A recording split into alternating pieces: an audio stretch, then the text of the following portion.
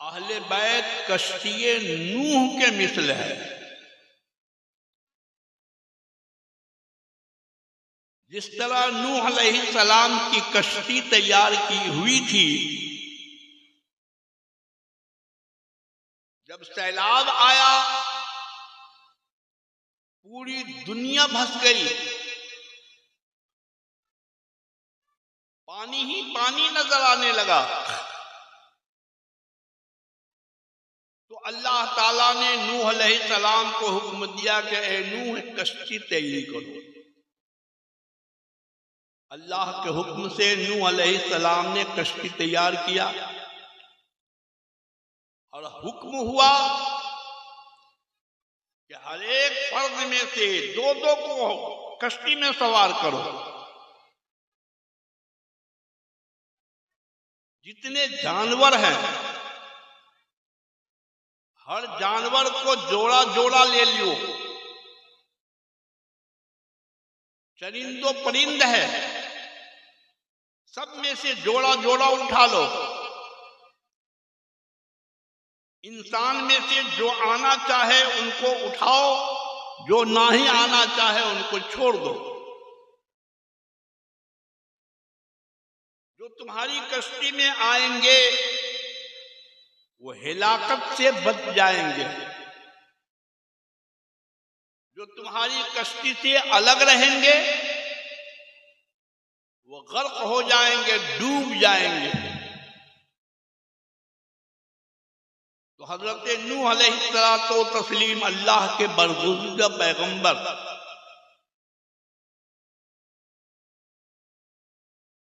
जिनको आदम सानी भी कहा गया है,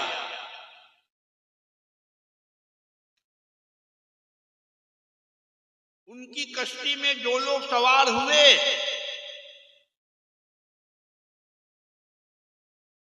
जब आपकी ये कश्ती 10वीं मुहर्रमुल हराम आशूरे का दिन किनारे पर आया था,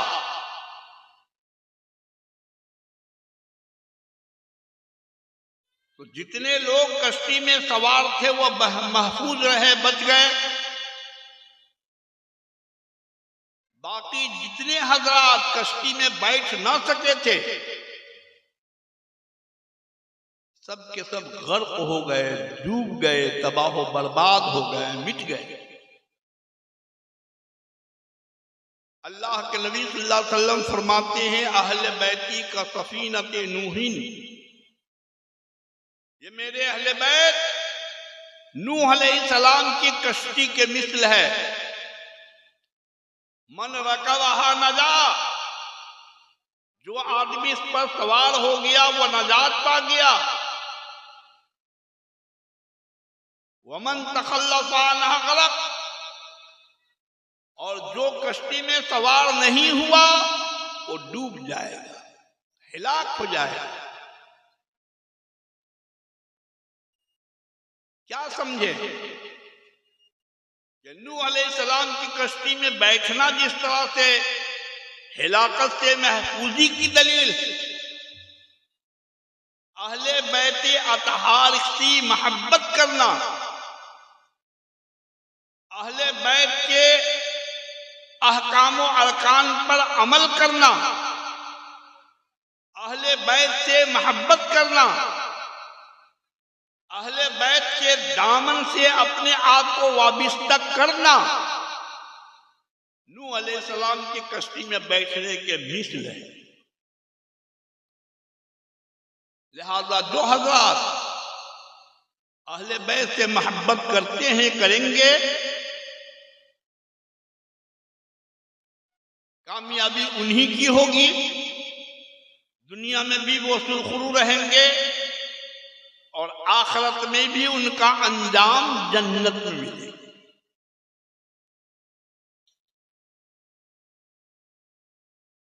पीछे न रहो, बगावत न करो, दुश्मनी मोल न लो। जो लोग इनसे उल्फत नहीं करते हैं, जो लोग बगावत करते हैं, समझिए कि वो कश्ती पर बैठने के लायक नहीं हैं और नहीं बैठते हैं, यकीनन उनके लिए तबाही और बर्बादी है, जिनका मिसाल आपने करबला में मुशाहिदा किया और आज तक के उसका अंजाम आप देखेंगे कि सरकारे इमाम हुसैन शहीद करबला रज़ी अल्लाह ताला अन्हु, इनके कुंबे में से सिर्फ एक शख्स बाकी रह गए थे, वो हजरत ज़ैनुल आबिदीन रज़ी अल्लाह ताला अन्हु। वो बीमार थे,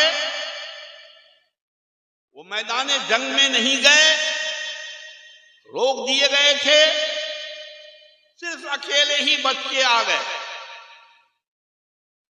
उसी हजरत ज़ैनुल आबिदीन रज़ी अल्लाह ताला अन्हु की नस्ल से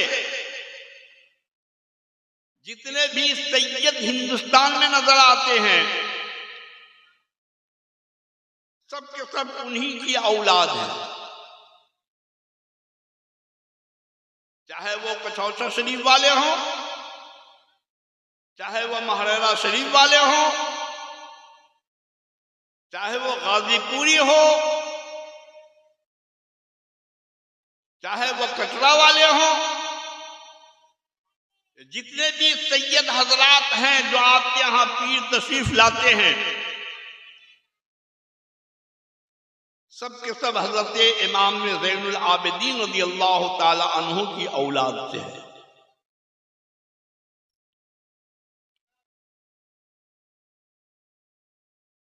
देखेंगे आप तो दुनिया में बहुत सारे अहले बैत से मोहब्बत करने वाले नजर आते हैं, हुसैनी मुसलमान नजर आते हैं, हसनी मुसलमान नजर आते हैं, लेकिन वहीं दूसरी तरफ देखिए कि यजीदी तो बहुत बच गया था, सबके सब बच रहा था। 22 लाख लश्करों में से 1000 2 4 हजार मरे होंगे, बाकी सभी बच गए थे। मगर इतने पॉपुलेशन के बावजूद आज आप खोज करके भी नहीं पाओगे कि एक भी अपने आप को यजीदी कहने वाला नजर आवे, दिल खोल करके वो बोल सके मैं यजीदी हूं। कोई भी नहीं बोलता, क्यों, क्या बात है? एक तरफ हुसैनी है और एक तरफ यजीदी है, हुसैनी और यजीदी में मुकाबला हुआ, हुसैनी सबके सब शहीद हो गए, एक ज़ैनुल आबिदीन बाकी रहे और उनसे नस्ल बाकी रहा। तो पूरे हिंदुस्तान में हुसैनी फैले हुए हैं, जहां जाओ जिनसे पूछो तो बताएगा कि हम हुसैनी है, सीना तान कर बोलेगा कि मैं हुसैनी हूं। लेकिन क्या वजह है कि एक भी नजर नहीं आता है जो अपने आप को फख्र के साथ बोल सके कि मैं यजीदी हूं? नहीं बोलेंगे। अल्लाह के नबी सल्लल्लाहु ताला अलैहि वसल्लम ने इरशाद फरमा दिया है कि ये हमारे अहले बैत है, इनका नस्ल कयामत तक बाकी रहेगा, मानने वाले रहेंगे मौजूद।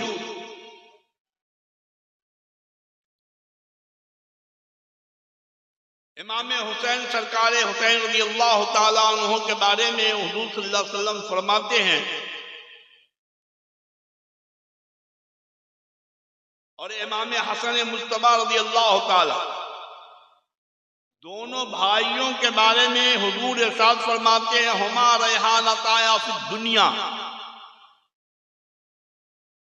हुमा रैहानताया फिद दुनिया, ये दोनों के दोनों दुनिया में हमारे लिए फूल हैं। इमाम हसन हुसैन को हुजूर ने फूल फरमाया है। इसलिए अल्लाह के नबी सल्लल्लाहु अलैहि वसल्लम कभी इमाम हसन मुस्तबा को चूमते थे, चूसते थे, सूंघते थे, कभी इमाम हुसैन को सूंघते थे, क्योंकि दोनों के बारे में अल्लाह के नबी ने फरमाया कि दोनों दुनिया में हमारे फूल हैं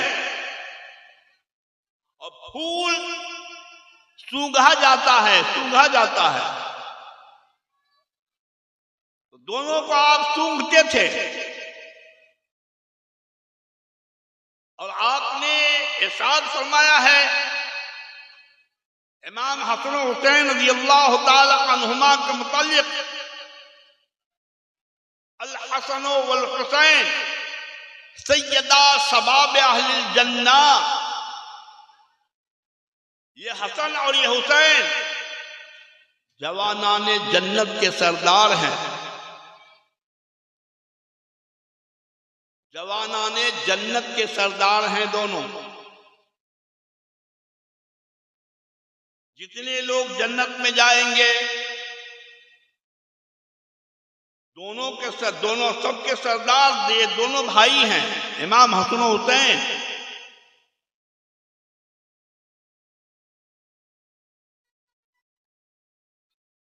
मगर सवाल यह होता है कि या रसूल अल्लाह, आपने इमाम हसन हुसैन को जवानाने जन्नत के सरदार फरमाया है,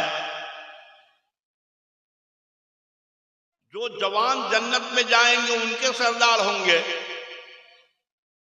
या रसूल अल्लाह, फिर बूढ़े का सरदार कौन होगा?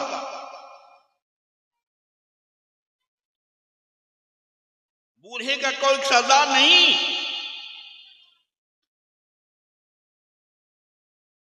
प्यारे मुस्तफा ने इरशाद फरमाया, उससे पहले एक बात सुनिए। एक दिन एक बूढ़ी औरत नमाज पढ़ने के बाद कुरान शरीफ खोल करके बैठी और कुरान शरीफ तिलावत कर रही है।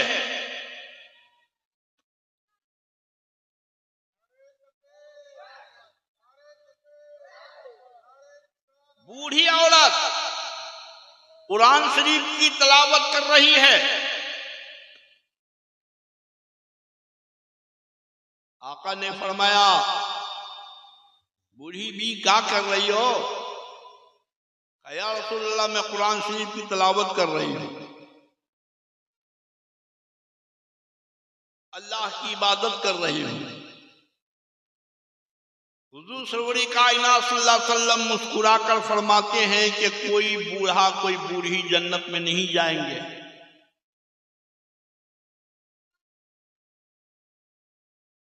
बूढ़ी ने जैसे ही मुस्तफा जाने रहमत की जबान से इस कलमे को सुना,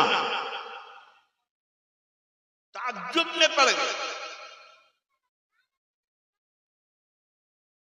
या अल्लाह, कोई बूढ़ा कोई बूढ़ी जन्नत में नहीं जाएंगे, जबकि देखने को यह मिलता है कि इंसान जब बूढ़ा होता है तो ही इबादत के तरफ माइल होता है।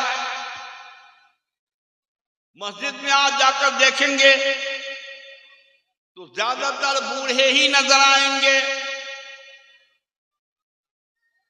औरतों में आप देखेंगे तो बूढ़ी ही नमाजें पढ़ती हैं, कुरान शरीफ की तिलावत करती है। जवान औरत को फुर्सत कहां है?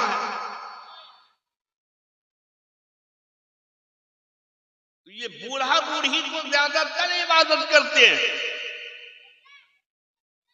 लेकिन या रसूल अल्लाह फरमा रहे हैं कि कोई बूढ़ा बूढ़ी जन्नत में नहीं जाएंगे, तो फिर ये बूढ़ा बूढ़ी का ठिकाना कहां होगा? प्यारे आका ने देखा कि इस बूढ़ी के दिल में ठेस सा लग गया, ये समझ नहीं पाई। आपने फरमाया कि जानती हो, मरने के टाइम चाहे कोई एक दिन का बच्चा हो, चाहे कोई 1 साल का हो, चाहे किसी की उम्र 100 साल हो गई हो,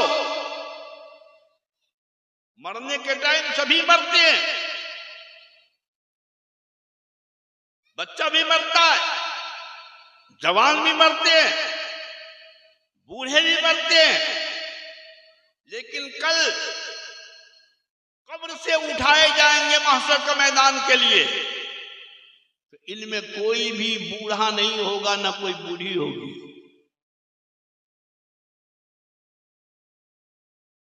अपने अपने कब्रों से जब ये उठाए जाएंगे,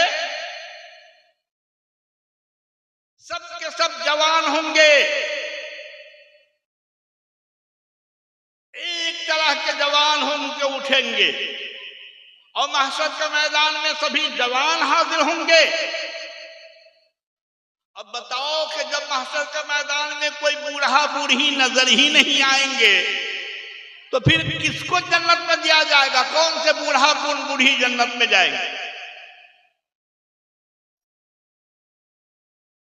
इसलिए आका ने फरमाया कि बहन, वजह यह है कि जन्नत में जाने वाले सब के सब जवान होंगे, कोई बूढ़ा ना होगा, कोई बूढ़ी नहीं।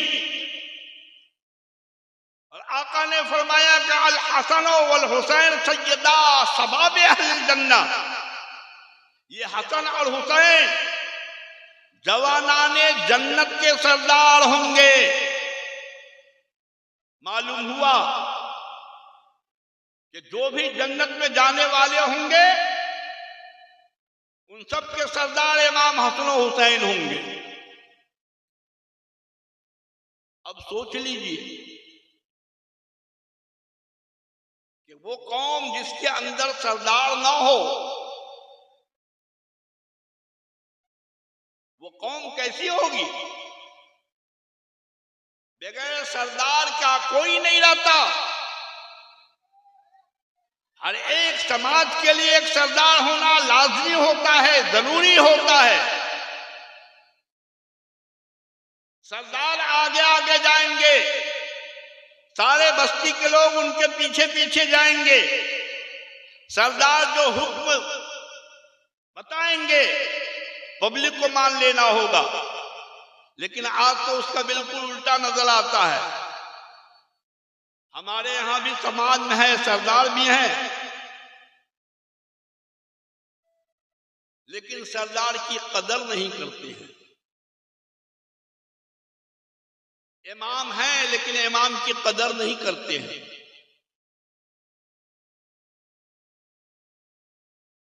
जब सरदार की कदर नहीं करते,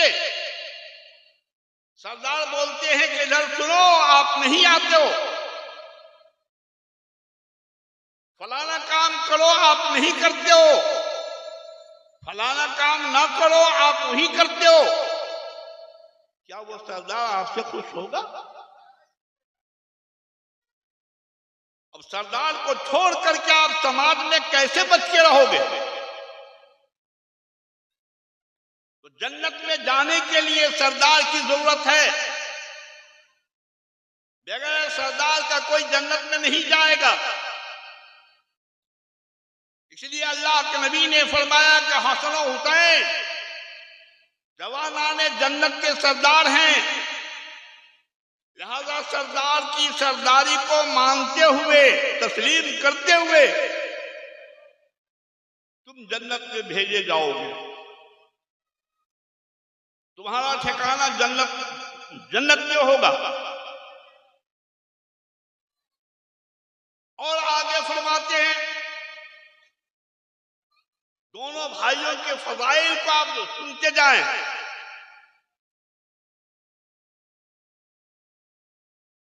एक दिन हजरत इमाम हसन और इमाम हुसैन रज़ियल्लाहु ताला अन्हुमा कुश्ती लड़ रहे थे। एक तरफ में इमाम हसन है, दूसरे तरफ इमाम हुसैन है। मुस्तफ़ा जान रहमत भी मौजूद है, हजरत फातिमा ज़हरा भी मौजूद है, हजरत अली भी मौजूद है। सबकी मौजूदगी में दोनों भाई की कुश्ती चल रही थी। तो अल्लाह के नबी सल्लल्लाहु ताला अलैहि वसल्लम ने इमाम हुसैन रज़ियल्लाहु ताला अन्हु से फरमाया, इमाम हसन मुस्तफा रज़ियल्लाहु ताला अन्हु से फरमाया कि हसन हुसैन को पकड़ लो। अल्लाह के नबी फरमाते कि ऐ हसन हुसैन को पकड़ लो।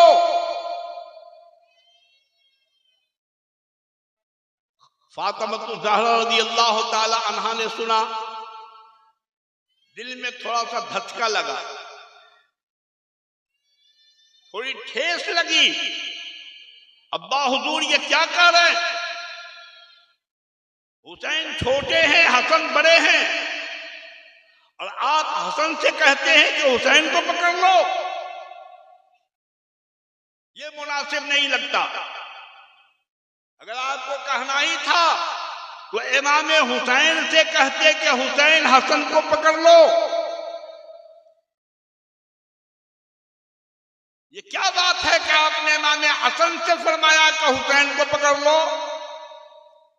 मुस्तफा जान रहमत हंस दिए, मुस्कुरा दिया और फरमाते हैं कि फातिमा, जो निगाह मेरी है, जो मैं देख रहा हूं, तुम नहीं देख पाती हो। अरे मैं तो सारी चीजों को देख रहा हूं।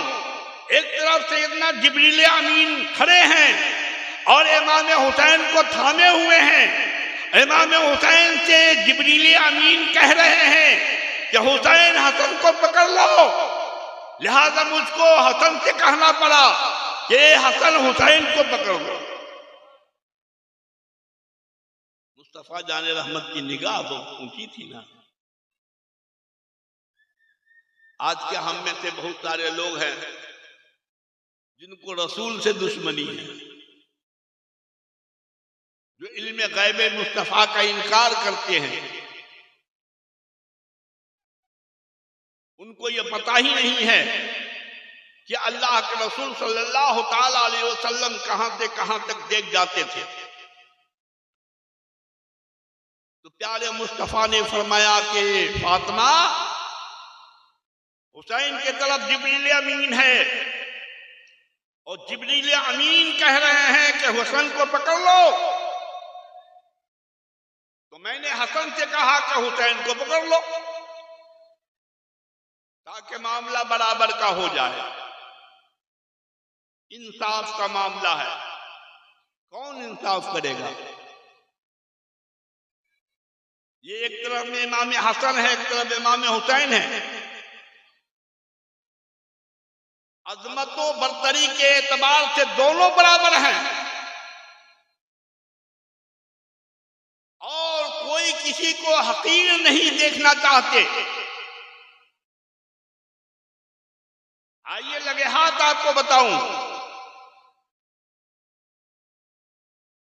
सरकारे इमाम हसन ने एक तख्ती लिखी, तहरीर दिया, हैंड राइटिंग, और इमाम हुसैन ने भी एक तहरीर लिखी। दोनों भाई की तहरीर सामने आई। दोनों भाई आपस में एक दूसरे से कह रहे हैं कि भाई साहब, आपकी मेरी तहरीर ज्यादा अच्छी है। हजरत इमाम हुसैन रज़ियल्लाहु ताला अन्हु ने भी एक तख्ती लिखी और इमाम हसन मुस्तफा ने भी एक तख्ती लिखी। बड़े भाई का ख्याल था कि मेरी तहरीर अच्छी है, छोटे भाई का नजरिया था कि मेरी तहरीर अच्छी है। फैसला के लिए तीसरा आदमी चाहिए। तो भाईजान, हम लोग आपस में न लड़े, बल्कि चले अम्मी जान के पास जाएंगे, और अम्मी जान से जाकर के कहेंगे कि वो फैसला कर दे कि किसकी तहरीर अच्छी है। अम्मी जान का जो फैसला होगा तस्लीम कर लेंगे बाहर। ठीक, दोनों भाई भागते हुए खातूने जन्नत के पास आए और इल्तजा किया कि अम्मी जान, ये हम दोनों भाई की तहरीर है, आपको ये फैसला सुनाना है कि किसकी तहरीर अच्छी है। हजरत खातून जन्नत रज़ियल्लाहु ताला अन्हा ने देखा मां का दिल है, मां की निगाह में सारी औलाद बराबर होती है, छोटे से जितनी मोहब्बत करती है बड़े से भी उतनी ही मोहब्बत करते हैं। हजरत खातून जन्नत फातिमा ज़हरा रज़ियल्लाहु ताला अन्हा कश्म में मुब्तला हो गई और सोचने लग गई कि अगर मैं कह दूं कि हसन तेरी तहरीर अच्छी है तो इमाम हुसैन का दिल दुख जाएगा, और अगर ये कहूं कि हुसैन तेरी तहरीर अच्छी है तो इमाम हसन मुज्तबा का दिल दुखेगा। मैं किसी का दिल दुखाना पसंद नहीं करती। तो जवाब दिया कि बेटा ऐसा करो, तुम अपने अब्बा हुजूर के पास चले जाओ, इसलिए कि हजरत अली शेर खुदा रज़ियल्लाहु ताला अन्हु ने बड़े बड़े मुकदमे को उन्होंने हल कर दिया है चुटकी बजाकर। यकीनन वो दोनों का फैसला सादिर फरमा देंगे और जो कह देंगे उसको मान लीजिए। दोनों भाई उठे, हजरत अली शेर खुदा रज़ियल्लाहु ताला अन्हु के पास आए। क्या बात है बेटा, कैसे आना हुआ?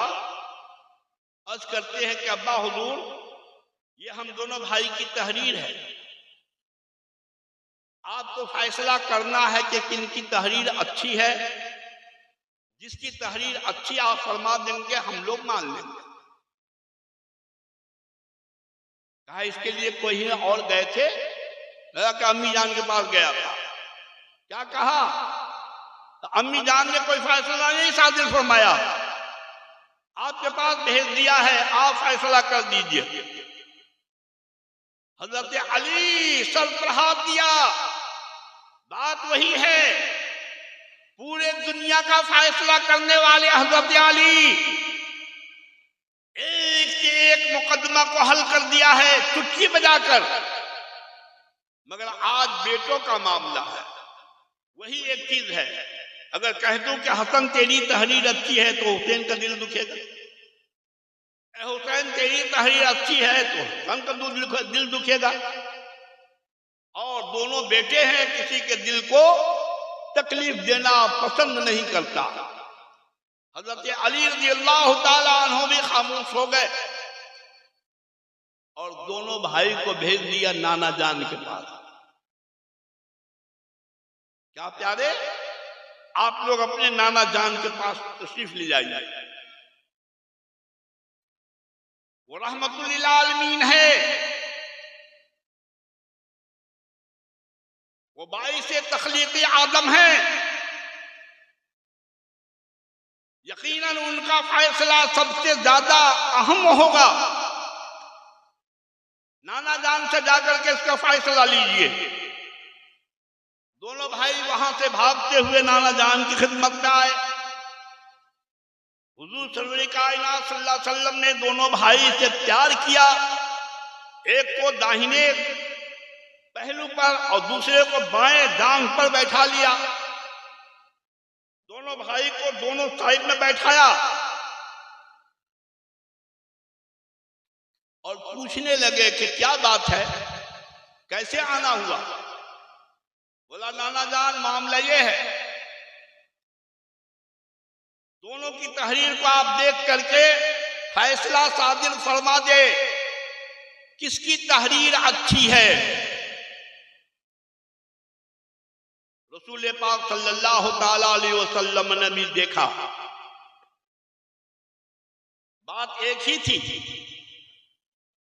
सिर्फ इतना कि दोनों चहीते हैं और दोनों जवानाने जन्नत के सरदार हैं। दोनों के दोनों हमारे दुनिया के फूल हैं, दोनों के दोनों हमारी औलाद हैं। किसकी दिल शिकनी करूं? जिसकी भी तहरीर को अच्छी कह दूंगा तो दूसरे को तकलीफ होगी। मुस्तफा जाने रहमत ने भी ये गवारा नहीं किया कि दोनों में से किसी की दिल शिकनी हो। अल्लाह के रसूल सल्लल्लाहु ताला अलैहि वसल्लम जिब्रील अमीन को बुलाया। सैयदना जिब्रील अमीन उतर के आए। प्यारे मुस्तफा ने फरमाया कि जिब्रील फैसला करो, ये दोनों की तहरीर है, जिब्रील तुम फैसला सुना दो। कहा या रसूल अल्लाह, मेरी ताकत नहीं है कि नवासा मुस्तफा का फैसला मैं सादिर करूं। ठीक है, मैं खुदा के बारगाह में वहां से अरीजा पेश करके आता हूं, जो हुक्म होगा सादिर करूंगा। सैयदना जिब्रील अमीन परवरदिगार आलम के बारगाह में रुजू किया तो अल्लाह तबारक व तआला ने फैसला सादिर फरमाया, जिब्रील ये एक सेब ले लो। अल्लाह ताला का हुक्म हुआ, सेब आ गया। कहा जिब्रील ये सेब ले लो और ये सेब को उछाल देना आसमान के तरफ और दोनों भाई की तख्ती को रख देना जमीन पर। सेब को उछालोगे, ये सेब नीचे जमीन की तरफ जब आएगा, जिसकी तख्ती पर एक सेब गिरेगा उसी की तहरीर अच्छी है। ये अल्लाह ताला ने फरमाया, जिब्रील अमीन से फरमाया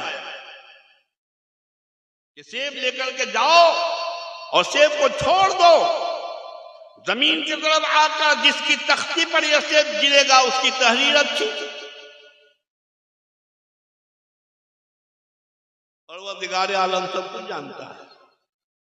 जिब्रील अमीन बारगाह मुस्तफा में हाजिर हुए, अर्ज किया कि या रसूल अल्लाह, अल्लाह ताला का ऐसा हुक्म सादिर हुआ है, लिहाजा मैं इस सेब को आसमान की तरफ उछालता हूं और लौट करके जब वो नीचे आएगा, दोनों भाई की तख्ती को जमीन पर रख दिया जाए, जिसकी तख्ती पर यह सेब गिर जाएगा उसकी तहरीर अच्छी है। ठीक। सैयदना जिब्रील अमीन ने सेब को लेकर आसमान की तरफ उछाल दिया।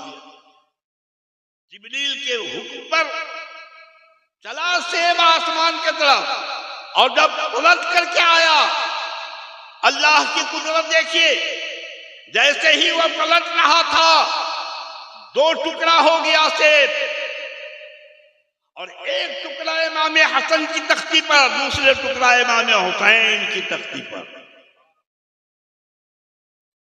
ये बहुक्म खुदा जिब्रील अमीन ने तो एक सेब को फेंका था, लेकिन दरमियान में किसने काट दिया, दो टुकड़ा किसने कर दिया? कोई भी तो नहीं है, फिजा है। और फिजा से जब ये सेब वापस आता है तो दो टुकड़ा में बट करके आता है, एक इमाम हसन की तख्ती पर गिरता है, दूसरा टुकड़ा इमाम हुसैन की तख्ती पर गिरता है। गोया कि अल्लाह ताला ने फैसला कर दिया, हुसैन तुम्हारी तहरीर भी अच्छी है, हसन तुम्हारी तहरीर भी अच्छी है, दोनों की तहरीर अच्छी है, जाइए। मेरे दोस्त, मैं ये अर्ज कर रहा था, इमाम हसन हुसैन की शान क्या थी। अरे बेटा ही तो था, दिल दुख जाता क्या होता, तकलीफ होती थोड़ी देर के लिए होती, मिट जाता। भाइयों के दरमियान हम बाप फैसला करते हैं कि नहीं करते हैं, औलादों के दरमियान फैसला करते हैं कि नहीं करते हैं, कम बेश करके दे देते हैं, जो होता है हो जाता। मगर इमाम हसन हुसैन रज़ी अल्लाह ताला अन्हुमा का मामला हमारी औलाद की तरह नहीं था। बल्कि हमारी औलाद से 1000 गुना दर्जा उनका रुतबा बुलंद था। और किसी को तकलीफ पहुंचे, अजियत पहुंचे, अल्लाह ताला ने भी पसंद नहीं फरमाया है, मुस्तफा जाने रहमत ने भी पसंद नहीं फरमाया है, हजरत अली को भी पसंद नहीं था, खातूने जन्नत को भी पसंद नहीं था, और जो पसंद था वही फैसला हुआ कि दोनों की तहरीर की बराबर बराबर। ऐसे शान वाले इमाम हसन हुसैन रज़ी अल्लाह ताला अन्हुमा के साथ दुनिया के लोगों ने क्या किया है, इंसाफ से देखें आप। क्या यजीदी अच्छा काम किया? क्या कूफे वालों ने अच्छा काम किया? इमाम हुसैन रज़ी अल्लाह ताला अन्हु ये फरमाते रहे कि या तो मुझको शाम जाने दो, या नहीं तो मुझे इजाजत दे दो कि मैं घर वापस हो जाऊं। मैं लड़ने के लिए नहीं आया। 150 कूफियों ने खत लिखा, तुम लोगों के लिखे हुए खत के मुताबिक मैं हाजिर हुआ हूं, और यहां आने के बाद अंजाम कार उल्टा नजर आता है। मैं इख्तिलाफ नहीं चाहता, तो मुझे इजाजत दो, या तो यजीद के पास जाकर मैं फैसला कर लूं, और या नहीं तो उसको मुझको वापस जाने दो कि मदीना चला जाऊं। लेकिन ये कूफियों ने न आपको मदीना शरीफ जाने दिया, न यजीद के पास जाने दिया। यही में फैसला होगा, और फैसला यही हुआ कि इमाम हुसैन रज़ी अल्लाह ताला अन्हु शहीद कर दिए गए। कत्ले हुसैन असल में मर्द यजीद है। इस्लाम जिंदा होता है हर करबला के बाद। शाह अस्त हुसैन, बादशाह अस्त हुसैन, दी अस्त हुसैन, दी पनाह अस्त हुसैन, शहजाद नदाद दस्त यजीद, हक्का के बिना ला इलाहा अस्त हुसैन। व आखिरु दावाना अनिल हम्दुलिल्लाहि रब्बिल आलमीन। अस्सलामु अलैकुम व रहमतुल्लाहि व बरकातहू।